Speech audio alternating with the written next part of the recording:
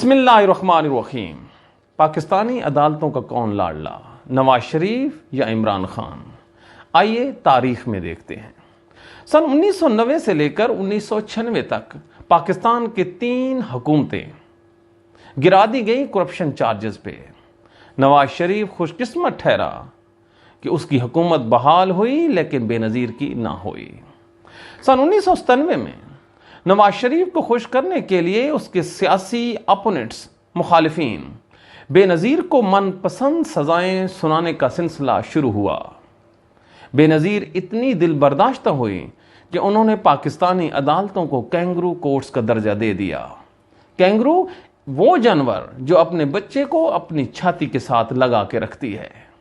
नवाज शरीफ पसंदीदा बच्चा था अदालतों का। सन 1998 में सैयद सजाद अली शाह की अदालत पे हमला कर दिया गया क्योंकि नवाज शरीफ को उनसे इख्तिलाफ था। बात इतनी बढ़ी कि उस वक्त के चीफ जस्टिस को अदालती मामलात की अंजाम दही के लिए फौज से मदद तलब करने पड़े। परवेज मुशर्रफ का कू होता है, नवाज शरीफ को उम्र कैद की सजा होती है। कुछ ही दिनों बाद अदालती फैसलों को बालाए ताक रखते हुए नवाज शरीफ को सऊदी अरब भेज दिया जाता है। वो 7 साल बाद वापस आता है तो लॉ ऑफ लिमिटेशन को एक तरफ रखते हुए उसकी अपीलों की म्याद को कंडोन कर दिया जाता है। लेकिन मजे की बात देखिए, जब इसी लॉ ऑफ लिमिटेशन को लेके नवाज शरीफ के खिलाफ नैब हुदैबा पेपर्स मिल्स को सुप्रीम कोर्ट में लेके जाती है तो जस्टिस काजी फायज ईसा की सरबराही में अदालत उसको इजाजत नहीं देती। फिर नवाज शरीफ लाडला। हाल ही में पनामा पेपर्स के तहत बनने वाली अदालतों और केसेस में नवाज शरीफ को 10 साल की सजा हो जाती है।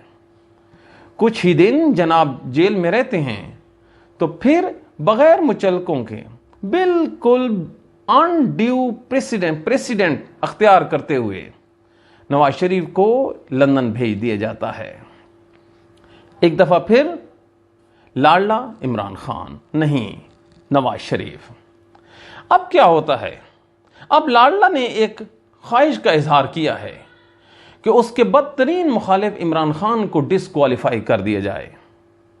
अब इस शर्त और इस ख्वाहिश को पूरा करने के लिए, जी हां, इलेक्शन कमीशन के जरिए से मुकम्मल तैयारी कर ली गई है कि इमरान खान को पाकिस्तान के सियासी मंजरनामे से आउट कर दिया जाए।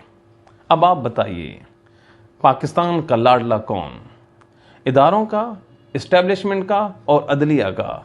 इमरान खान, बेनज़ीर या नवाज शरीफ? Thank you.